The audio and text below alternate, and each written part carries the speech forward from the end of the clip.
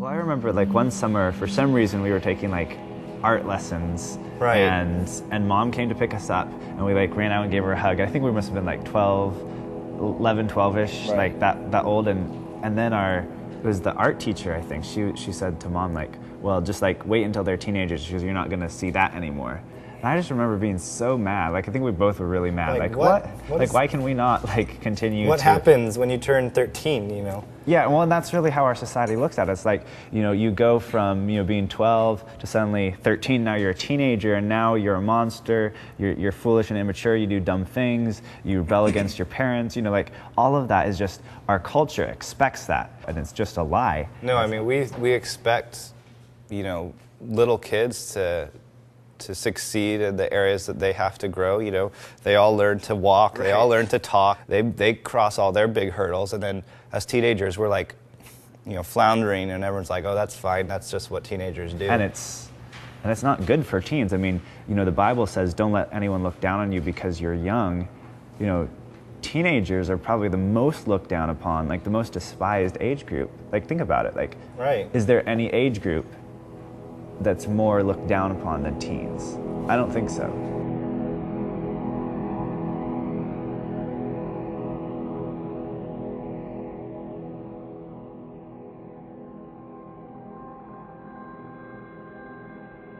Brett and I are at school because we believe that these years are vitally important as we prepare for a whole lifetime of effective service to God.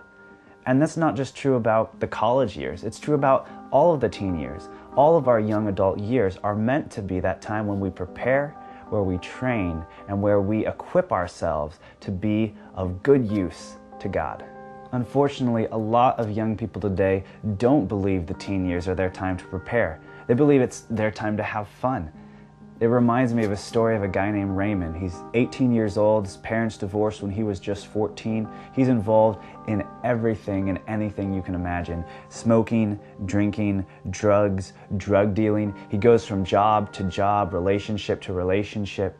And when you talk to Raymond, he expresses a lot of regret. He recognizes that his life is not what he wants it to be. He says things like, you know what, I wish I hadn't bought into the lie that the teen years, high school is just about having fun and goofing off. But when you ask him, okay, Raymond, so why don't you change now? Why don't you change your focus? You see that he's still caught up in it. He says, no, this is my last summer. This is my last year of high school. This is gonna be a summer of fun. I'm just gonna have fun and have a good time, getting serious about my walk with God, getting serious about preparing for my future. All of that stuff is important, but that happens later.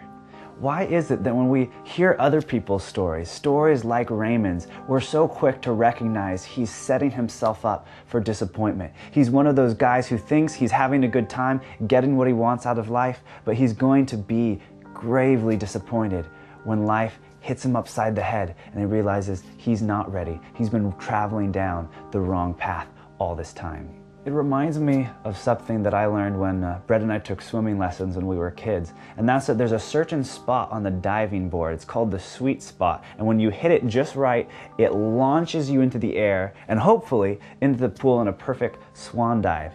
Of course, if anyone's watching you, which is what usually happened to me, is you miss the spot, you jolt awkwardly, and you kind of tumble and belly flop into the swimming pool. That's what you don't want. And in a lot of ways, the teen years are kind of like a diving board. The pool is the rest of our lives, and we want to use the teen years as a launching pad for the rest of our lives. We want to hit the sweet spot. We want to build momentum in a positive, right direction. And that's the opportunity we have. There's an old proverb that says, as the twig is bent, so grows the tree. A lot of young people today think that it doesn't matter how they use the teen years, but nothing could be more wrong. A lot of us could be kind of clinging to the diving board, not wanting to grow up, not wanting to take responsibility, and we don't realize that that's the whole purpose of the teen years. That's the whole purpose of the diving board, not to cling on to it and try not to fall into the water, but to use it to launch us into the water with momentum and with purpose.